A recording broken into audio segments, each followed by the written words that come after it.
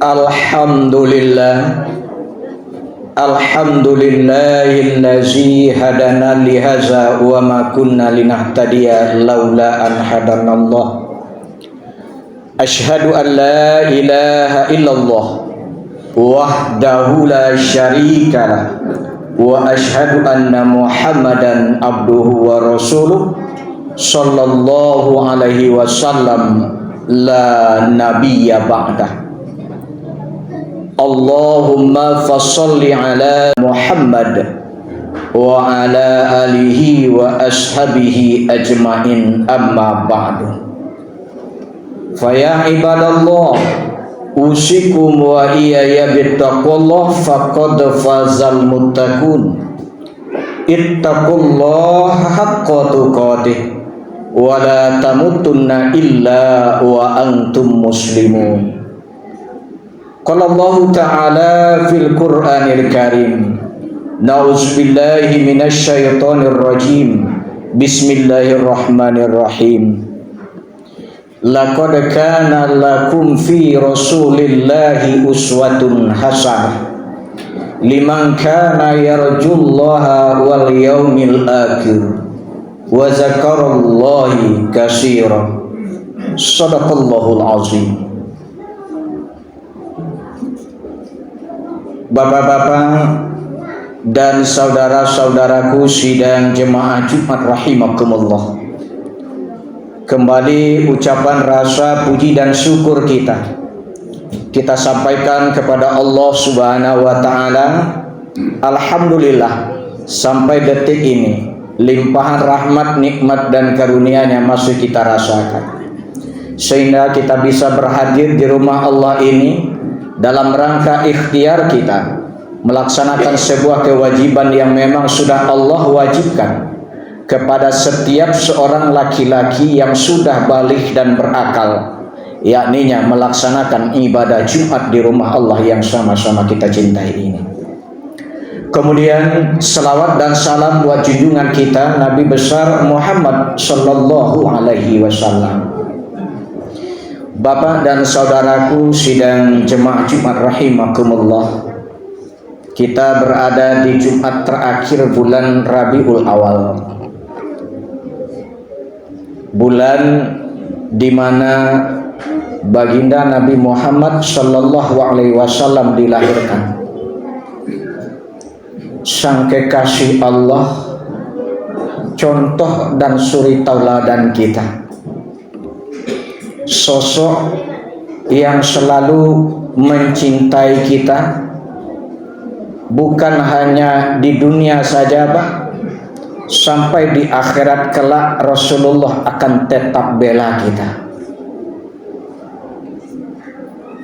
Bapak dan saudaraku, sebuah kenikmatan besar ketika kita Allah lahirkan di tengah-tengah umat Nabi Muhammad sallallahu alaihi wasallam. Kenapa khatib sebut ini merupakan nikmat besar, Pak? Karena nikmat ini pernah diminta oleh nabi-nabi Allah yang lain, Pak. Nabi Adam alaihissalam ketika melihat kaligrafi dua kalimat syahadat tertulis di tiang-tiangnya surga,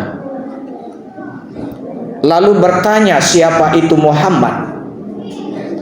Allah ceritakan kelebihan-kelebihannya. Lalu apa permintaan Nabi Adam, Pak? Meminta kepada Allah untuk dijadikan sebagai umat Nabi Muhammad.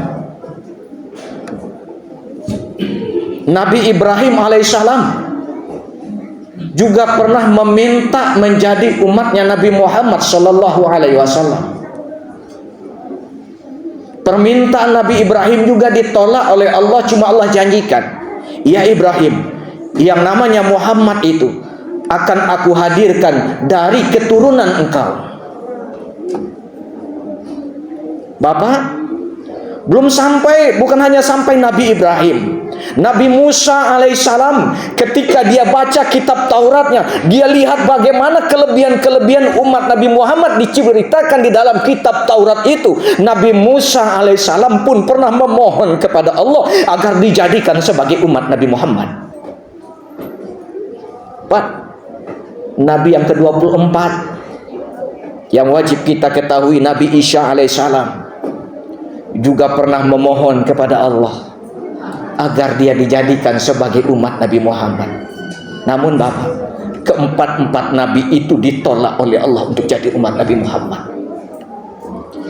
Tanya diri kita masing-masing, Pak, adakah kita yang minta untuk jadi umat Nabi Muhammad? Adakah kita yang dalam diri kita, hati kita sendiri yang meminta kepada Allah untuk jadi umat Nabi Muhammad? Namun Allah takdirkan kita menjadi umat Nabi Muhammad yang di mata Allah disebut sebagai kuntum khairat ummat itu, Pak. Umat yang sebaik-baiknya Allah lahirkan ke tengah-tengah kehidupan manusia. Bukan hanya manusia yang menyanjung kita, Pak. Allah Subhanahu wa taala sanjung kita. Buka surat Ali Imran ayat yang ke-110. Subhanallah, begitu kemuliaan kita sebagai umat Nabi Muhammad.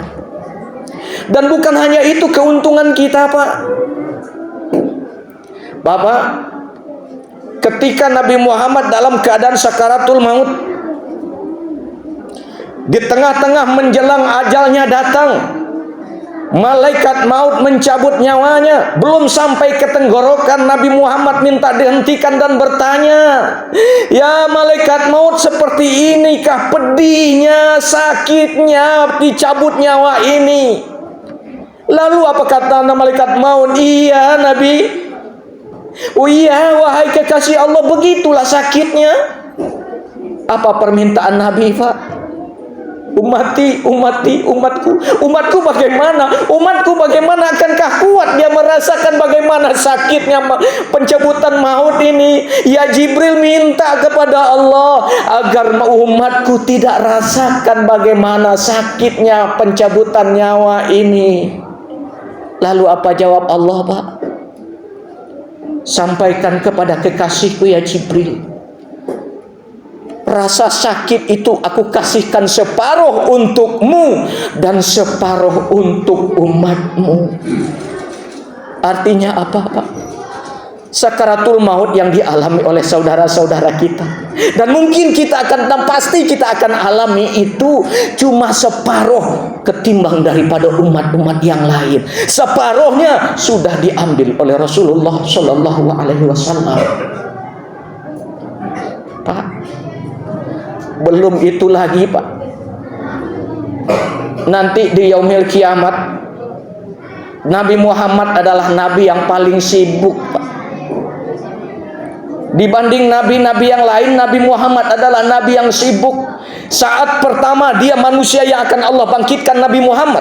Namun setelah dia bangkit, dia tidak tenang, Pak. Dia nanti mana umatnya yang bangkit itu, dia akan lihat mana umat yang bangkit itu. Nampak tanda umatnya yang bangkit, nampak umat yang berkumpul di padang mahsyar, dia akan ikhtiar untuk menyelamatkan umatnya itu untuk masuk ke dalam surganya Allah. Dan itu cuma Nabi Muhammad Sallallahu Alaihi Wasallam. Ketika timbangan amal kita ditimbang, Pak, mungkin nampak oleh Nabi dari kejauhan amal ibadah kita agak sedikit kurang daripada amal keburukan kita. Rasul tidak akan segan-segan, Pak, melepaskan apa yang ada di badannya. Apakah sorbannya, apakah pecinya, apapun apa yang di badan, yang melekat di badannya, dia akan berikan kepada timbangan amal kebaikan umatnya agar umatnya selamat. Pak, bukan hanya sampai di situ keistimewaan kita sebagai umat Nabi Muhammad, Pak.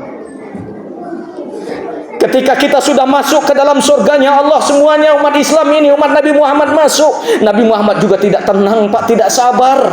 Dia pastikan umatnya apakah memang sudah masuk semuanya. Lalu dia akan lihat ke dalam neraka dan bertanya kepada malaikat Malik, "Masih adakah umatku yang berada dalam neraka itu ya Malik?"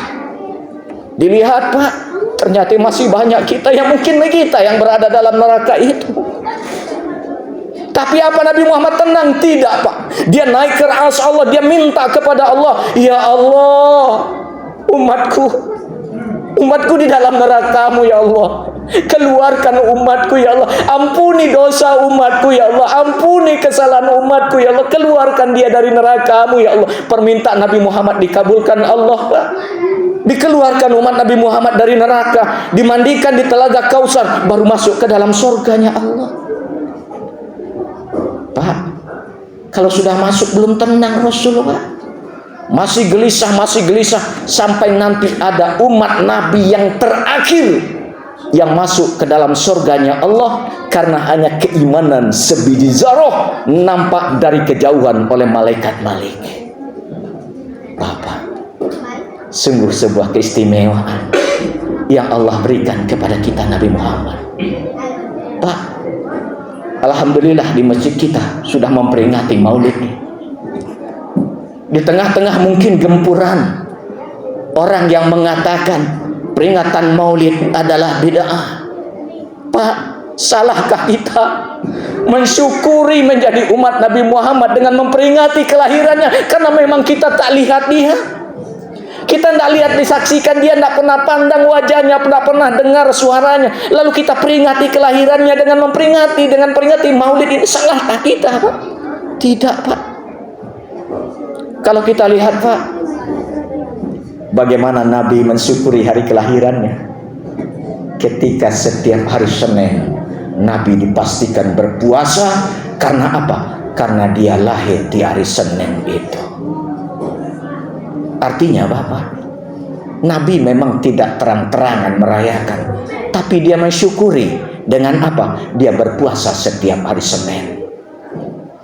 Bapak dan saudaraku, kita umat di akhir zaman ini ada lagi satu keistimewaan yang Allah berikan.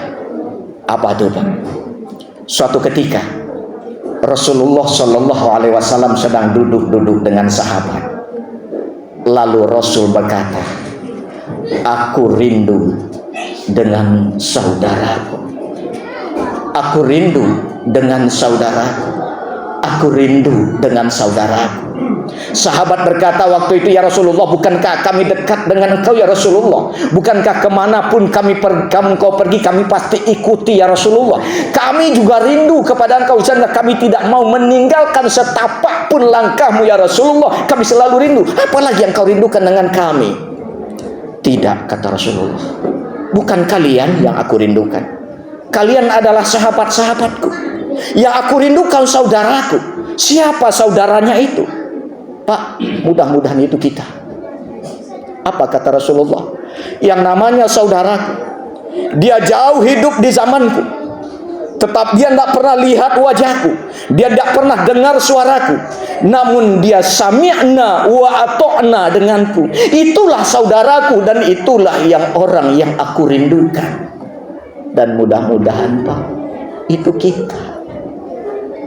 Itu kita. Orang yang dirindukan oleh Rasulullah itu. Orang yang dinanti-nantikan oleh Rasulullah nanti di yaumil kiamat. Orang yang akan ditolong oleh Rasulullah nanti di yaumil kiamat.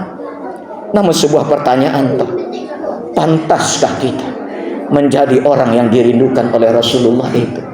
Sudahkah Rasulullah kita jadikan panutan kita?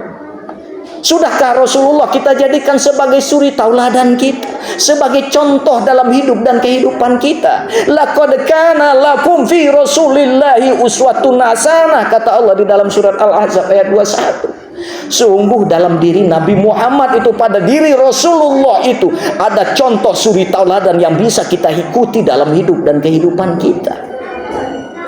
Bapak,